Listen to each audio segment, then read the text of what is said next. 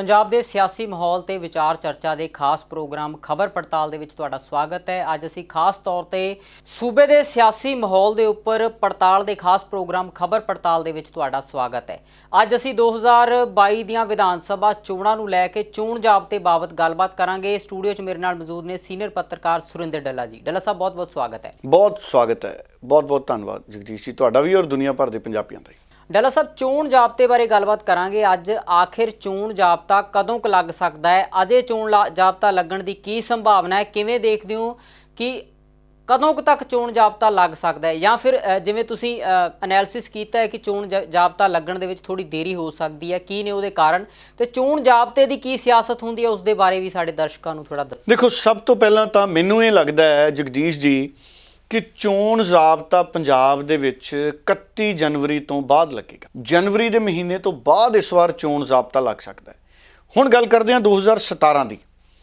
2017 ਨੂੰ 4 ਜਨਵਰੀ ਨੂੰ 2017 'ਚ 4 ਜਨਵਰੀ ਨੂੰ ਕੋਡ ਆਫ ਕੰਡਕਟ ਲੱਗ ਗਿਆ ਸੀ ਜਦੋਂ ਚੋਣਾਂ ਦਾ ਡੇਟਾਂ ਦਾ ਐਲਾਨ ਹੋਇਆ। ਇਸੇ ਕਰਕੇ ਸਾਰੇ ਲੋਕ ਸੋਚ ਰਹੇ ਸੀ ਵੀ ਇਸ ਵਾਰ ਵੀ ਦਸੰਬਰ ਦੇ ਅੰਤ ਤੱਕ ਚੋਣ ਜ਼ਾਬਤਾ ਲੱਗ ਜੂ। ਕਈ ਤਾਂ ਲੋਕ ਕਹਿੰਦੇ ਸੀ ਪਹਿਲਾਂ 15 ਦਸੰਬਰ, ਹੁਣ ਕਹਿੰਦੇ ਜੀ 25-26 ਤੱਕ ਚੋਣ ਜ਼ਾਬਤਾ ਲੱਗ ਜੂ, ਕਈ ਕਹਿੰਦੇ 31 ਦਸੰਬਰ ਤੱਕ ਲੱਗ ਜੂ। ਕਿਉਂਕਿ ਪਿਛਲੀ ਵਾਰ 2017 'ਚ 4 ਜਨਵਰੀ ਨੂੰ ਚੋਣ ਜ਼ਾਬਤਾ ਲੱਗਿਆ, ਚੋਣਾਂ ਦੀ ਅਨਾਉਂਸਮੈਂਟ ਹੋਈ। ਪਿਛਲੀ ਵਾਰੀ ਚੋਣਾਂ ਕਦੋਂ ਪਈਆਂ, ਵੋਟਾਂ ਕਦੋਂ ਪਈਆਂ? ਵੋਟਾਂ ਪਈਆਂ 4 ਫਰਵਰੀ ਨੂੰ।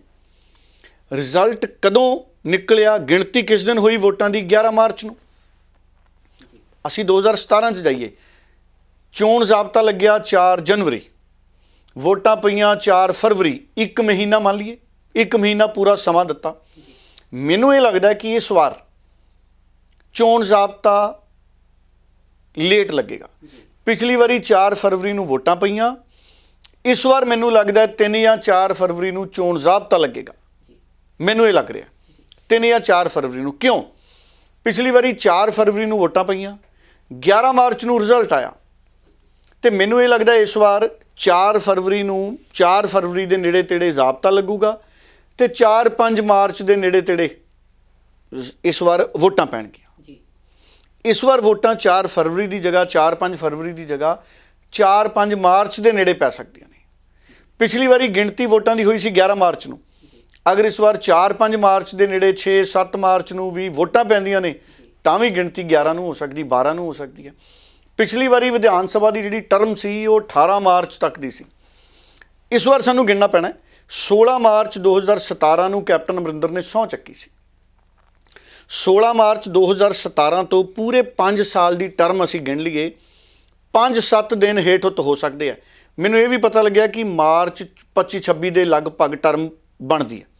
ਹੋ ਸਕਦਾ 5-7 ਦਿਨ ਘੱਟ ਹੋਣ, 10 ਦਿਨ ਘੱਟ ਹੋਣ। ਜੇ 10 ਦਿਨ ਘੱਟ ਵੀ ਹੋਣਗੇ 26 ਮਾਰਚ ਤੋਂ ਤਾਂ ਵੀ 16 ਮਾਰਚ ਹੈ। ਜੇ ਅਸੀਂ 16 ਮਾਰਚ 2017 ਤੋਂ 16 ਮਾਰਚ 2022 ਲੈ ਲਈਏ, ਮੰਨ ਲਈਏ 5 ਸਾਲ ਹੋ ਗਏ, ਤਾਂ ਵੀ 16 ਮਾਰਚ ਹੈ। ਤੇ ਜੇ 11 ਨੂੰ ਵੀ ਕਾਊਂਟਿੰਗ ਹੋ ਜਾਂਦੀ ਹੈ ਤਾਂ 7 ਦਿਨ ਨੇ। 11 ਨੂੰ ਗਿਣਤੀ ਹੁੰਦੀ ਹੈ, 3 ਦਿਨ ਬਾਅਦ ਸਰਕਾਰ ਸਹੁੰ ਚੱਕ ਸਕਦੀ ਹੈ। ਜੇ 16 ਤੱਕ ਮਿਆਦ ਹੈ ਤੇ 15 ਨੂੰ ਵੀ ਸਹੁੰ ਚੱਕ ਸਕਦੀ ਸਰਕਾਰ, 16 ਨੂੰ ਵੀ। ਜੇ 26 ਤੱਕ ਮਿਆਦ ਹੈ ਤੇ 26 ਨੂੰ ਵੀ ਸਰਕਾਰ ਸਹੁੰ ਚੱਕ ਸਕਦੀ। ਇਸ ਕਰਕੇ ਗਗਨ ਜੀ, ਜਗਦੀਸ਼ ਜੀ, ਮੈਨੂੰ ਇਹ ਲੱਗਦਾ ਕਿ ਇਸ ਵਾਰ ਜਿਹੜਾ ਚੋਣ ਜ਼ਾਬਤਾ ਹੈ ਉਹ ਫਰਵਰੀ ਦੇ ਪਹਿਲੇ ਹਫਤੇ ਲੱਗੇਗਾ, ਔਰ ਵੋਟਾਂ ਦੀ ਗਿਣਤੀ ਅਗਰ ਫਰਵਰੀ ਦੇ ਪਹਿਲੇ ਹਫਤੇ ਚੋਣ ਜ਼ਾਬਤਾ ਲੱਗਦਾ ਹੈ ਤੇ ਵੋਟਾਂ ਮਾਰਚ ਦੇ ਪਹਿਲੇ ਹਫਤੇ ਪੈ ਸਕਦੀਆਂ ਨੇ। 7-8 ਤਰੀਕ ਨੂੰ ਵੀ ਵੋਟਾਂ ਪੈ ਸਕਦੀਆਂ ਨੇ। ਵਿਦਿਆਰਥੀਆਂ ਦੇ ਇਮਤਿਹਾਨ ਖਤਮ ਕਰਕੇ 11-12 ਤਰੀਕ ਨੂੰ ਵੀ ਵੋਟਾਂ ਪੈ ਸਕਦੀਆਂ ਨੇ, 13 ਨੂੰ ਵੀ ਵੋਟਾਂ ਪੈ ਸਕਦੀਆਂ ਨੇ। 13 ਨੂੰ ਵੋਟਾਂ ਪੈ ਕੇ 15 ਨੂੰ ਗਿਣਤੀ ਹੋ ਜੂ। ਸੋ ਇਸ ਕਰਕੇ ਅਗਰ 25-26 ਤਰੀਕ ਤੱਕ ਟਰਮ ਹੈ, ਅਗਰ ਟਰਮ 16-17 ਤੱਕ ਹੈ ਤੇ ਵੋਟਾਂ 10-12 ਤੱਕ ਪੈ ਸਕਦੀਆਂ ਨੇ। 3-4 ਦਿਨਾਂ ਦਾ ਸਾਰਾ ਪ੍ਰੋਸੈਸ ਹੈ। ਦੇਖੋ, ਜਦੋਂ ਵੋਟਾਂ ਪੈ ਗਈਆਂ ਉਸ ਤੋਂ ਬਾਅਦ 1 ਦਿਨ ਛੱਡ ਕੇ ਬੜੀ ਆਸਾਨੀ ਨਾਲ ਗਿਣਤੀ ਹੋ ਜਾਣੀ। ਅੱਜ ਕੱਲ੍ਹ ਕਿਹੜਾ ਹੱਥ ਨਾਲ ਗਿਣਤੀ ਹੁੰਦੀ, ਇਲੈਕਟ੍ਰੋਨਿਕ ਵੋਟਿੰਗ ਮਸ਼ੀਨਾਂ ਨੇ। ਉਹੀ ਪਿਛਲੀ ਵਾਰੀ ਦੇਖੋ ਤੁਸੀਂ ਪੰਜਾਬ 'ਚ 2017 'ਚ 4 ਫਰਵਰੀ ਨੂੰ ਵੋਟਾਂ ਪਈਆਂ, 11 ਮਾਰਚ ਤੱਕ ਮਸ਼ੀਨਾਂ ਦੀ ਰਾਖੀ ਹੋਈ। 11 ਮਾਰਚ ਨੂੰ ਨਤੀਜਾ ਆਇਆ, ਲੋਕ ਕਹਿੰਦੇ ਜੀ ਵੋਟਾਂ ਪੈ ਗਈਆਂ, ਮਹੀਨਾ ਇੰਤਜ਼ਾਰ ਕਰਨਾ ਪਿਆ। ਇਸ ਵਾਰ ਉਹ ਇੰਤਜ਼ਾਰ ਸਰਕਾਰ ਨੇ ਨਹੀਂ ਕਰਾਉਣਾ, ਇਲੈਕਸ਼ਨ ਕਮਿਸ਼ਨ ਨੇ। ਉਹਦੇ ਪਿੱਛੇ ਵੀ ਕਾਰਨ ਨੇ, ਜੇ ਤੁਸੀਂ ਪੁੱਛੋਗੇ ਤਾਂ ਮੈਂ ਤੁਹਾਨੂੰ ਦੱਸ। ਜੀ ਬਿਲਕੁਲ। ਪਹਿਲਾਂ ਮੈਂ ਸਵਾਲ ਇਹ ਲੈਣਾ ਚਾਹੁੰਦਾ ਡੱਲਾ ਸਾਹਿਬ ਕਿ ਮੰਨ ਲਓ ਚੋਣ ਜਾਬਤਾ ਜਿਵੇਂ ਤੁਸੀਂ ਦੱਸਿਆ ਹਾਲੇ ਨਹੀਂ ਲੱਗਦਾ, ਹਾਲੇ ਥੋੜਾ ਸਮਾਂ ਮਿਲ ਜੂਗਾ ਸਰਕਾਰ ਨੂੰ, ਸੂਬਾ ਸਰਕਾਰ ਨੂੰ ਸਮਾਂ ਮਿਲ ਜੂਗਾ ਥੋੜਾ ਲੋਕਾਂ ਦੇ ਵਿੱਚ ਵਿਚਰਨ ਦਾ, ਜਾਂ ਨਵੇਂ ਜਿਹੜੇ ਐਲਾਨ ਕੀਤੇ ਨੇ ਉਹਨਾਂ ਨੂੰ ਪੂਰੇ ਕਰਨ ਦਾ ਸੂਬਾ ਸਰਕਾਰ ਨੂੰ ਸਮਾਂ ਮਿਲ ਸਕਦਾ? ਕੀ ਕਾਂਗਰਸ ਨੂੰ ਕੋਈ ਫਾਇਦਾ ਹੋ ਸਕਦਾ ਇਸ ਦਾ ਲੇਟ ਹੋਣ ਦਾ? ਨਹੀਂ, ਮੈਨੂੰ ਇਹ ਲੱਗਦਾ ਪਹਿਲਾਂ ਤਾਂ ਇਹਦੇ ਪਿੱਛੇ ਦੀ ਸਿਆਸਤ ਨੂੰ ਸਮਝੀਏ। ਜਿਹੜਾ ਸਾਡਾ ਭਾਰਤੀ ਚੋਣ ਕਮਿਸ਼ਨ ਹੈ ਉਹ ਕਨਸਟੀਟਿਊਸ਼ਨਲ ਬਾਡੀ ਹੈ, ਸੰਵਿਧਾਨਿਕ ਸੰਸਥਾ ਹੈ, ਪਰ ਸਾਡੇ ਮੁਲਕ ਦੀ ਸਿਆਸਤ ਤੇ ਪੂਰਾ ਇਤਬਾਰ ਨਹੀਂ ਕੀਤਾ ਜਾਂਦਾ ਸਿਆਸਤਦਾਨਾਂ ਤੇ। ਫਿਰ ਵੀ ਮੰਨਿਆ ਇਹ ਜਾਂਦਾ ਵੀ ਕਿਤੇ ਨਾ ਕਿਤੇ ਚੋਣ ਕਮਿਸ਼ਨ ਸਿੱਧੇ ਜਾਂ ਸਿੱਧੇ ਰੂਪ 'ਚ ਸਰਕਾਰਾਂ ਵੱਲੋਂ ਵਰਤ ਲਿਆ ਜਾਂਦਾ, ਪ੍ਰਭਾਵਿਤ ਕਰ ਦਿੱਤਾ ਜਾਂਦਾ। ਹੁਣ ਚੋਣ ਕਮਿਸ਼ਨ ਨੂੰ ਵੀ ਕਿਤੇ ਨਾ ਕਿਤੇ ਕੋਈ ਹਰੀ ਝੰਡੀ ਕੇਂਦਰ ਸਰਕਾਰ ਤੋਂ ਚਾਹੀਦੀ ਹੁੰਦੀ ਕਿ ਵੋਟਾਂ ਕਦੋਂ ਕਰਾਉਣੀਆਂ। ਕੇਂਦਰ ਸਰਕਾਰ ਚਾਹੂਗੀ, ਦੇਖੋ ਹਜੇ ਸਾਡੇ ਕੱਲ੍ਹ ਤੱਕ ਕਿਸਾਨ ਵਾਪਸ ਮੁੜਨੇ ਸ਼ੁਰੂ ਹੋਏ, ਕੱਲ੍ਹ ਕਿਸਾਨ ਵਾਪਸ ਮੁੜਨੇ ਸ਼ੁਰੂ ਹੋਏ। ਹੁਣ ਬੀਜੇਪੀ ਵੀ ਚਾਹੇਗੀ ਕਿ 1-2 ਮਹੀਨਾ ਭਾਰਤੀ ਜਨਤਾ ਪਾਰਟੀ ਲੋਕਾਂ 'ਚ ਵਿਚਰੇ, ਲੋਕਾਂ ਨੂੰ ਦੱਸੇ ਵੀ ਅਸੀਂ ਖੇਤੀ ਕਾਨੂੰਨ ਵਾਪਸ ਲੈ ਲਏ, ਮੋਦੀ ਸਾਹਿਬ ਨੇ ਬੱਲੇ ਬੱਲੇ ਕਰਾਉਣੀ ਹੈ ਬੀਜੇਪੀ ਵਾਲਿਆਂ ਨੇ ਮੋਦੀ ਸਾਹਿਬ ਦੀ ਵੀ। ਮੋਦੀ ਸਾਹਿਬ ਦੇ ਨਾਂ 'ਤੇ ਹੀ ਬੀਜੇਪੀ ਨੇ ਵੋਟਾਂ ਮੰਗਣੀਆਂ ਨੇ ਪੰਜਾਬ 'ਚ, ਹੋਰ ਤਾਂ ਕੋਈ ਕੰਮ ਬੀਜੇਪੀ ਨੇ ਕੀਤਾ ਨਹੀਂ। ਇਸ ਕਰਕੇ ਕਿਤੇ ਨਾ ਕਿਤੇ ਕੇਂਦਰ ਸਰਕਾਰ ਚਾਹੇਗੀ ਕਿ ਘੱਟੋ ਘੱਟ ਬੀਜੇਪੀ ਨੂੰ 1-1.5-2 ਮਹੀਨੇ ਮਿਲਣ। ਹੁਣ ਤੁਸੀਂ ਦੇਖੋ ਅੱਜ ਅਸੀਂ ਪਹੁੰਚ ਗਏ ਹਾਂ ਜਗਦੀਸ਼ ਜੀ 12 ਤਰੀਕ 'ਚ, ਦਸੰਬਰ 'ਚ ਤਾਂ 15-16 ਦਿਨ ਰਹਿ ਗਏ ਦਸੰਬਰ ਦੇ। ਸੋ 1.5 ਮਹੀਨਾ ਵੀ ਜੇ ਅਸੀਂ ਮੰਨੀਏ 31 ਜਨਵਰੀ ਤੱਕ ਕੇਂਦਰ ਸਰਕਾਰ ਚਾਹੇਗੀ ਕਿ ਬੀਜੇਪੀ ਦੀ ਪੰਜਾਬ ਇਕਾਈ ਨੂੰ ਵਕਤ ਮਿਲੇ। ਇਹ 1.5 ਮਹੀਨੇ 'ਚ ਦੇਖੋ ਬੀਜੇਪੀ ਨੇ ਉਮੀਦਵਾਰ ਲੱਭਣੇ ਆ, ਫਿਰ ਬੀਜੇਪੀ ਨੇ ਦੂਸਰੀਆਂ ਪਾਰਟੀਆਂ 'ਚੋਂ ਵੀ ਸ਼ਾਮਲ ਕਰਾਉਣੇ, ਬੀਜੇਪੀ ਨੇ ਵੀ ਰੈਲੀਆਂ ਕਰਨੀਆਂ, ਮਾਹੌਲ ਬਣਾਉਣਾ। ਦੇਖੋ ਅਕਾਲੀ ਤਾਂ ਮੀਟਿੰਗਾਂ ਕਰੀ ਜਾਂਦੇ, ਰੈਲੀਆਂ ਕਰੀ ਜਾਂਦੇ, ਕਾਂਗਰਸੀ ਵੀ ਕਰੀ ਜਾਂਦੇ, ਆਪ ਵਾਲੇ ਵੀ ਕਰੀ ਜਾਂਦੇ। ਬੀਜੇਪੀ ਵਾਲਿਆਂ ਨੂੰ ਪਹਿਲਾਂ ਕਿਸਾਨ ਅੰਦੋਲਨ ਕਰਕੇ ਕਿਸਾਨਾਂ ਨੇ ਕਿਤੇ ਆਉਣ ਜਾਣ ਨਹੀਂ ਦਿੱਤਾ, ਬੀਜੇਪੀ ਪਿੰਡਾਂ 'ਚ ਤਾਂ ਗਈ ਨਹੀਂ ਇਸ ਵਾਰ ਜ਼ਿਆਦਾ, ਲੁਕਮੀਆਂ ਮੀਟਿੰਗਾਂ ਹੁੰਦੀਆਂ ਸੀ ਉੱਥੇ ਵੀ ਕਿਸਾਨ ਆ ਜਾਂਦੇ ਸੀ। ਇਸ ਕਰਕੇ ਬੀਜੇਪੀ ਚਾਹੂਗੀ ਕਿ ਸਾਨੂੰ 1.5 ਮਹੀਨਾ ਮਿਲ ਜੇ। ਉਸ 1.5 ਮਹੀਨੇ 'ਚ ਇੱਕ ਤਾਂ ਕਿਸਾਨਾਂ ਨੂੰ ਬੀਜੇਪੀ ਇਹ ਦੱਸੂਗੀ ਵੀ ਦੇਖੋ ਅਸੀਂ ਹੁਣ ਕਾਨੂੰਨ ਵਾਪਸ ਲੈ ਲਏ ਤੇ ਹੁਣ ਸਾਨੂੰ ਕੋਈ ਰੋਕ ਟੋਕ ਨਹੀਂ ਬੀਜੇਪੀ ਨੂੰ ਕਿਸਾਨਾਂ ਨੇ ਵੀ ਕਰਨੀ। ਬੀਜੇਪੀ ਪ੍ਰਚਾਰ ਕਰੂ ਜਾ ਕੇ, ਦੂਸਰੀਆਂ ਪਾਰਟੀਆਂ ਦੇ ਲੀਡਰ ਵੀ ਬੀਜੇਪੀ 'ਚ ਮੌਕਾ ਦੇਖ ਕੇ ਆਉਣਗੇ। ਕੈਪਟਨ ਅਮਰਿੰਦਰ ਨੇ ਪਾਰਟੀ ਬਣਾਤੀ ਪੰਜਾਬ ਲੋਕ ਕਾਂਗਰਸ, ਹਾਲਾਂਕਿ ਕੈਪਟਨ ਅਮਰਿੰਦਰ ਪਹਿਲਾਂ ਪੰਜਾਬ ਨਾਲ ਨਹੀਂ ਖੜੇ, ਪੰਜਾਬ ਦੇ ਮੁੱਦਿਆਂ ਨਾਲ ਨਹੀਂ ਖੜੇ ਕੈਪਟਨ ਅਮਰਿੰਦਰ। ਚਲੋ ਪੰਜਾਬ ਨਾਲ ਤਾਂ ਖੜੇ ਨੇ, ਦੇਸ਼ ਭਗਤ ਹੈ ਕੈਪਟਨ ਅਮਰਿੰਦਰ, ਸਾਬਕਾ ਫੌਜੀ ਨੇ, ਪਰ ਉਹ ਪੰਜਾਬ ਦੇ ਮੁੱਦਿਆਂ ਨਾਲ ਨਹੀਂ ਖੜੇ, ਅਸਤੀਫਾ ਹੀ ਦੇ ਗਏ ਪਹਿਲਾਂ ਹੀ ਮੁੱਦੇ ਪੂਰੇ ਕਰਨ ਤੋਂ।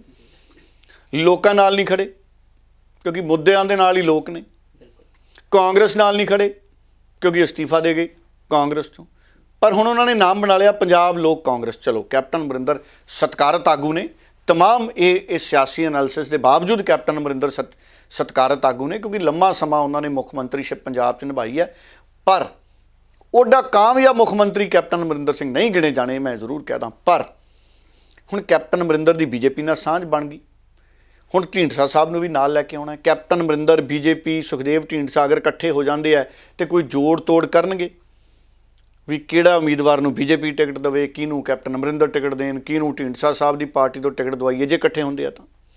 ਸੋ ਇਸ ਕਰਕੇ ਸਮਾਂ ਬੀਜੇਪੀ ਨੂੰ ਵੀ ਚਾਹੀਦਾ। ਮੈਂ ਕੁਝ ਮਹੀਨਾ ਪਹਿਲਾਂ, 2 ਮਹੀਨੇ ਪਹਿਲਾਂ ਜਗਦੀਸ਼ ਜੀ, ਉਦੋਂ ਗਗਨਦੀਪ ਜੀ ਆਪਣੇ ਹੁੰਦੇ ਸੀ, ਸਾਡੇ ਸਾਥੀ ਨੇ, ਫਿਰ ਬਹੁਤ ਜਲਦ ਆਉਣਗੇ ਚੋਣਾਂ ਤੋਂ ਬਾਅਦ ਸਾਡੇ ਨਾਲ। ਜਗਦੀਸ਼ ਜੀ, ਗਗਨਦੀਪ ਸਿੰਘ ਨਾਲ ਮੈਂ ਇੱਕ ਐਨਾਲਿਸਿਸ ਕੀਤਾ ਸੀ। ਮੈਂ ਉਸ ਦਿਨ ਕਿਹਾ ਸੀ ਕਿ ਮੈਨੂੰ ਲੱਗਦਾ ਪੰਜਾਬ 'ਚ ਮੁਕਾਬਲਾ ਕਾਂਗਰਸ ਦਾ, ਭਾਵ ਸਿੱਧੂ ਦਾ, ਕਾਂਗਰਸ ਦਾ ਵੀ ਨਹੀਂ ਸਿੱਧੂ ਦਾ ਕਿਹਾ ਸੀ ਮੈਂ ਕਿਹਾ ਸੀ ਪੰਜਾਬ 'ਚ ਮੁਕਾਬਲਾ 2022 ਦੇ ਲਈ ਨਵਜੋਤ ਸਿੰਘ ਸਿੱਧੂ ਔਰ ਭਾਜਪਾ 'ਚ ਹੋਊ। ਔਰ ਉਹ ਅਸਾਰ 1.5 ਮਹੀਨਾ ਅਗਰ ਚੋਣਾਂ ਲੇਟ ਹੋ ਗਈਆਂ ਤੇ ਇਸ 1.5 ਮਹੀਨੇ 'ਚ ਭਾਰਤੀ ਜਨਤਾ ਪਾਰਟੀ ਕੈਪਟਨ ਅਮਰਿੰਦਰ ਸਿੰਘ ਨੇ ਦੂਜੀਆਂ ਪਾਰਟੀਆਂ ਦੇ ਕਈ ਨਾਰਾਜ਼ ਉਮੀਦਵਾਰ ਲਿਆਉਣੇ, ਜਿਹਨੂੰ ਆਪ ਤੋਂ ਨਹੀਂ ਟਿਕਟ ਮਿਲਣੀ ਉਹਨੇ ਰਾਹ ਬਦਲ ਲੈਣਾ, ਜਿਹਨੂੰ ਕਾਂਗਰਸ ਤੋਂ ਨਹੀਂ ਟਿਕਟ ਮਿਲਣੀ ਉਹਨੇ ਰਾਹ ਬਦਲ ਲੈਣਾ, ਜਿਹਨੂੰ ਅਕਾਲੀਆਂ ਤੋਂ ਨਹੀਂ ਟਿਕਟ ਮਿਲਣੀ ਉਹਨੇ ਰਾਹ ਬਦਲ ਲੈਣਾ। ਔਰ ਕਾਂਗਰਸ ਔਰ ਅਕਾਲੀ ਦਲ ਉਹ ਪਾਰਟੀਆਂ ਨੇ ਜਿਨ੍ਹਾਂ 'ਚ ਬਹੁਤ ਉਮੀਦਵਾਰ ਨੇ, ਮੁਕਾਬਲਾ ਟਿਕਟ ਲਈ ਨੱਕੋ ਨੱਕ ਹੈ। ਕਾਂਗਰਸ 'ਚ ਇੱਕ ਹਲਕੇ ਲਈ 3-3, 4-4 ਤਕੜੇ ਉਮੀਦਵਾਰ ਹੈ, ਉਹਨਾਂ 'ਚੋਂ ਇੱਕ ਵੀ ਨਾਰਾਜ਼ ਹੋ ਕੇ ਅਗਰ ਦੂਜੀਆਂ ਪਾਰਟੀਆਂ 'ਚ ਚੱਲ ਗਿਆ ਤੇ ਉਹਦੇ ਨਾਲ ਮੁਕਾਬਲਾ ਬੀਜੇਪੀ ਤੇ ਕੈਪਟਨ ਅਮਰਿੰਦਰ ਨੂੰ ਤਾਕਤ ਮਿਲ ਜਾਣੀ। ਸੋ ਇਸ ਕਰਕੇ ਇਸ ਵਕਤ ਅਕਾਲੀ ਦਲ 'ਚੋਂ ਕਈ ਉਮੀਦਵਾਰਾਂ ਨੂੰ ਟਿਕਟਾਂ ਨਹੀਂ ਮਿਲੀਆਂ, ਉਹ ਵੀ ਤਾਕ ਛੋਣਗੇ ਅਸੀਂ ਬੀਜੇਪੀ ਚੱਲ ਜਾਈਏ, ਕੈਪਟਨ ਕੋਲੇ ਚੱਲ ਜਾਈਏ। ਆਪ ਵਾਲੇ ਵੀ ਕਈ ਵਲੰਟੀਅਰ ਜਿਨ੍ਹਾਂ ਨੇ ਮਿਹਨਤਾਂ ਕੀਤੀਆਂ ਉਹ ਕਹਿੰਦੇ ਆਪ ਵਾਲੇ ਦੂਜੀਆਂ ਪਾਰਟੀਆਂ 'ਚੋਂ ਬੁਲਾ ਕੇ ਟਿਕਟਾਂ ਦੇਈ ਜਾਂਦੇ, ਅਸੀਂ ਇੱਥੇ ਕੀ ਕਰਨਾ। ਕਈ ਕਹਿੰਦੇ ਆਪ ਦੇ ਵੀ ਕਈ ਲੋਕ ਬੀਜੇਪੀ ਔਰ ਕਾਂਗਰਸ 'ਚ ਜਾ ਸਕਦੇ ਆ, ਢੀਂਡਸਾ ਨਾਲ ਜਾ ਸਕਦੇ ਆ।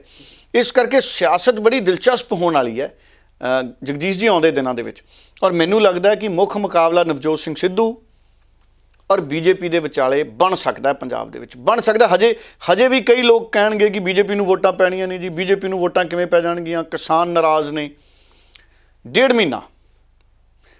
ਮਹੀਨੇ ਦੇ ਵਿੱਚ ਕੋਈ ਵੀ ਜ਼ਖਮ ਹੈ ਜਿਹੜਾ ਹਰਾ ਹੋ ਜਾਂਦਾ ਹੈ। ਇੱਕ ਡੇਢ ਮਹੀਨੇ 'ਚ ਲੱਤ ਲੁੱਤ ਵੀ ਟੁੱਟੀ ਹੋਵੇ, ਪਲਸਤਰ ਲਾ ਕੇ ਠੀਕ ਹੋ ਜਾਂਦਾ। ਤੇ ਆਉਂਦੇ ਦਿਨਾਂ 'ਚ ਭਾਰਤੀ ਜਨਤਾ ਪਾਰਟੀ ਕੋਈ ਖੁਸ਼ਖਬਰੀਆਂ ਵੀ ਸੁਣਾਊਗੀ।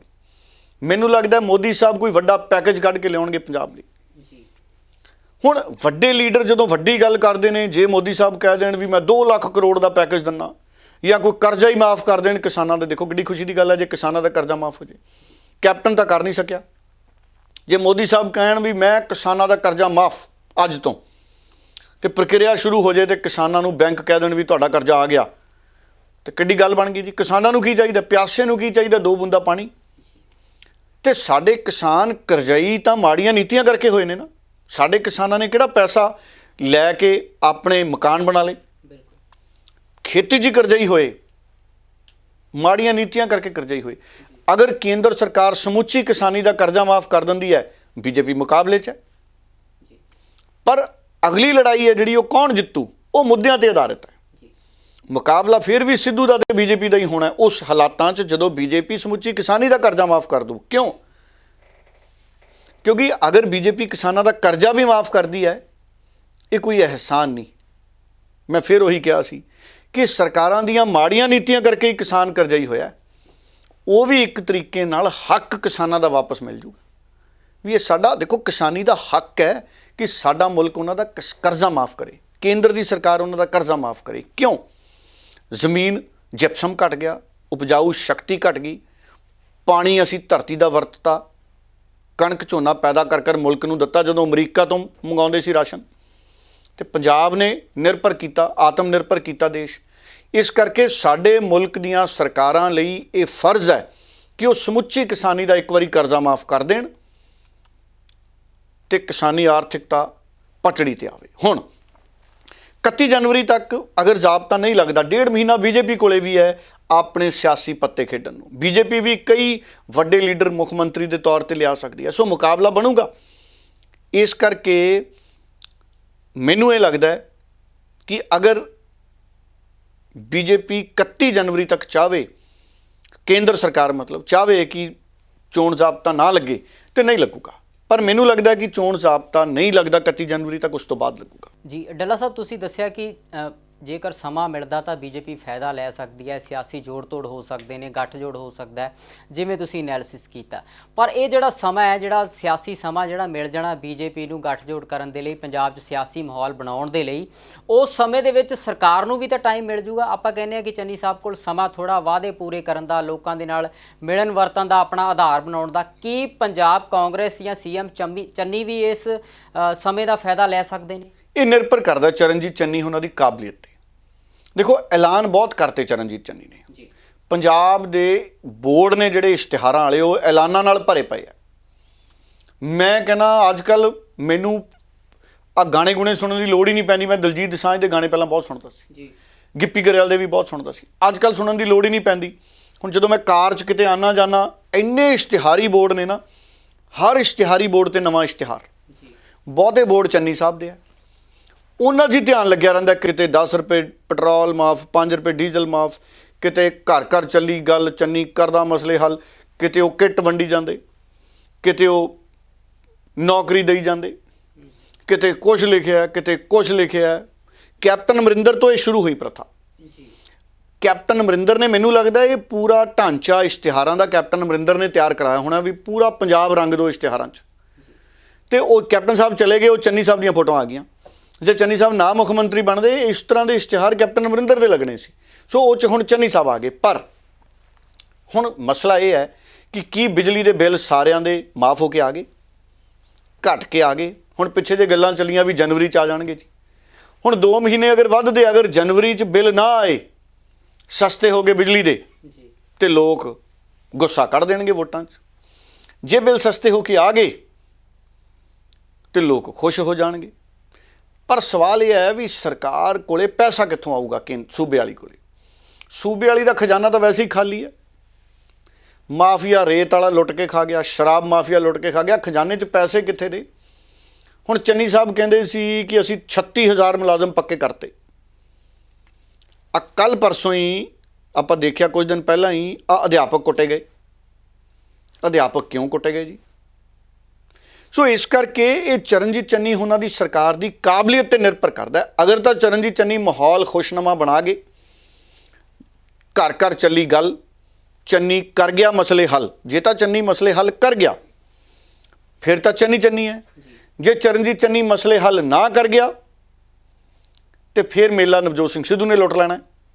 ਕਿਉਂ? ਕਿਉਂਕਿ ਨਵਜੋਤ ਸਿੰਘ ਸਿੱਧੂ ਕੋਲੇ ਅਗਲਾ ਰੋਡ ਮੈਪ ਹੈ, ਪੰਜਾਬ ਮਾਡਲ ਹੈ, ਬਾਬੇ ਨਾਨਕ ਦਾ ਆਸ਼ੀਰਵਾਦ ਹੈ। ਉਹ ਕੁਦਰਤੀ ਆਇਆ, ਉਹ ਕੋਈ ਲਾਰਾ ਲਾ ਕੇ ਨਹੀਂ ਆਇਆ। ਸਿੱਧੂ ਨੇ ਕਦੀ ਲਾਰਾ ਨਹੀਂ ਸੀ ਲਾਇਆ ਵੀ ਕਰਤਾਰਪੁਰ ਸਾਹਿਬ ਦਾ ਲਾਂਘਾ ਮੈਂ ਖਲਵਾ ਦੂੰ। ਉਹ ਤਾਂ ਰੱਬ ਨੇ ਖਲਵਾਤਾ, ਉਹ ਤੋਂ ਉਹਨੂੰ ਦੂਤ ਬਣਾਤਾ ਵੀ ਭਾਈ ਸੁਨੇਹਾ ਲੈ ਕੇ ਜਾ, ਕਹਿ ਜਾ ਕੇ ਇੰਡੀਆ ਵੀ ਖੁੱਲੂ। ਉਦੋਂ ਮੰਨਦੇ ਨਹੀਂ ਸੀ ਦੂਜੇ ਵੀ ਖੁੱਲ ਜੂ। ਇਹ ਰੱਬ ਕਰਕੇ ਹੋਇਆ ਹੈ। ਹੁਣ ਕੁਦਰਤ ਕਿਸੇ ਨਾ ਕਿਸੇ ਲੀਡਰ ਨੂੰ ਤਾਕਤ ਦਿੰਦੀ ਹੈ, ਕੁਦਰਤ ਵੀ ਹੁਣ ਤੇਰੀ ਵਾਰੀ ਹੈ।